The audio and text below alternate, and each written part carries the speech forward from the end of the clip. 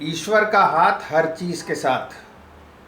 मैं Risaldar Sagat Singh 17वीं Poona horse regiment से।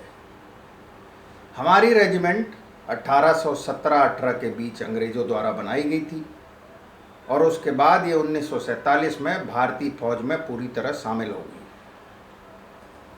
हमारी फौज ने बहुत सारी जंगें लड़ी, बहुत सारी जंगें जीती। ये तो हुई हमारी बात। अब बात करते हैं आपकी। कैसा लग रहा है ये वर्दी पहन के?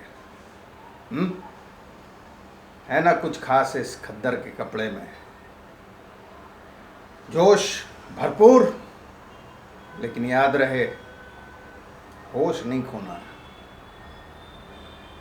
अब आप लोगों से कुछ और बातें पूछने के पहले मैं आपके बारे में कुछ बता दूं। हाँ भाई सुखविंदर, कल रात सुना बड़ी तकलीफ हो रही थी। हाँ, वो जली हुई रोटियां देख के।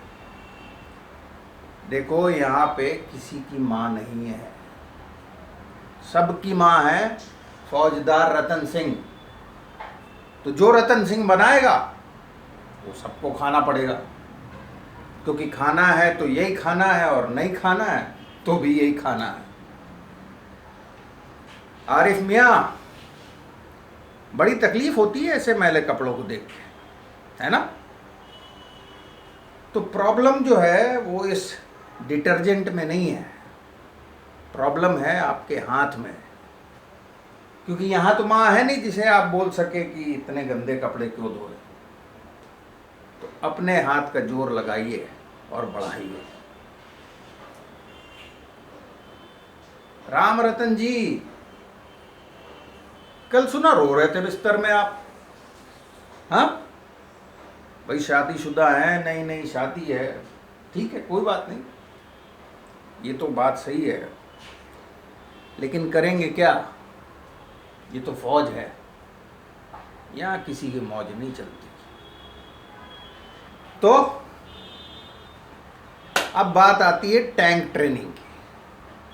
तो टैंक ट्रेनिंग का ऐसा है कि सबसे पहले तो ये समझ लीजिए कि टैंक कोई आम गाड़ी नहीं है जिसे आप फर्राटे से भगाएं, ऐसा कुछ नहीं है। यहाँ जो हीरो बनने की कोशिश करेगा उसकी फ़ोटो में माला चढ़ने में सिर्फ 2 मिनट लगेंगे। इसलिए जोश और होश दोनों को बैलेंस करके चलना है। तो सबसे पहले आप लोगों को सिमुलेटर पे ले जाया जाएगा और उसके बाद आपको खराब रास्तों में ये टैंक चलवाया जाएगा। इसमें 3 सेक्शन है, ड्राइवर, गनर और टेलीफोन ऑपरेटर, जिसको रेडियो ऑपरेटर भी कहते हैं। सभी को टैंक के बारे में अच्छे से जानकारी होनी चाहिए।